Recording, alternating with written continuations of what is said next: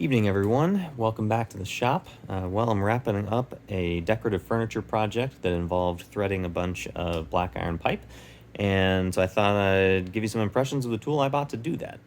So I picked up this cheap pipe threader off of Amazon's HFS TAR-100, does half, 3/4, and 1 inch, and thought I'd give you some impressions and maybe a couple tips and tricks.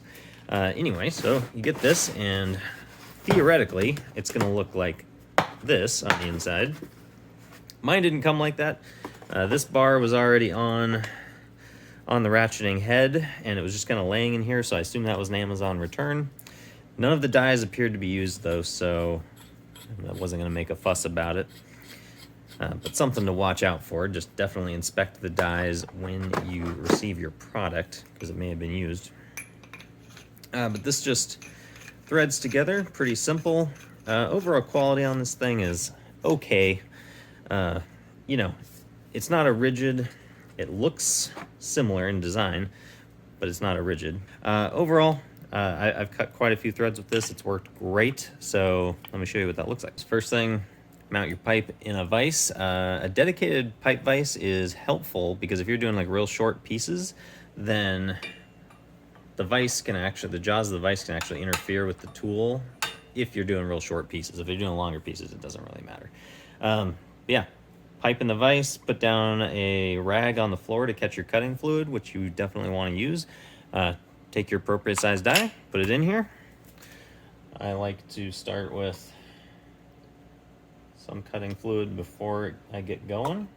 And then just apply some pressure with your right hand as you start the cut. Be kind of gentle.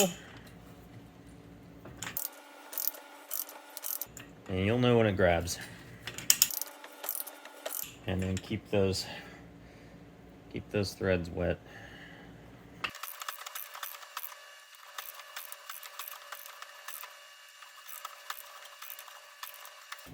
And you're gonna see, you need to get these threads cut all the way to about the end, there we go, of the cutting teeth. Because this is National Pipe Taper, so you need to cut that thread to the appropriate length in order to get this to thread properly onto your fitting. Once you're this far, you just take this, pull it out, flip it 180, and now you're ratcheting the other way. And this comes off relatively easily. I mean, it'll be, as the chips break, there'll be some resistance at first, but then typically you can just run it off by hand. And you're done. I mean, you're gonna wanna do some cleanup on that. On all the ones that I did, I used just a wire wheel just to quickly clean up any rough patches. I don't think I recommend doing that if you're actually running natural gas through this, but for decorative work, you know, that's not gonna hurt anything.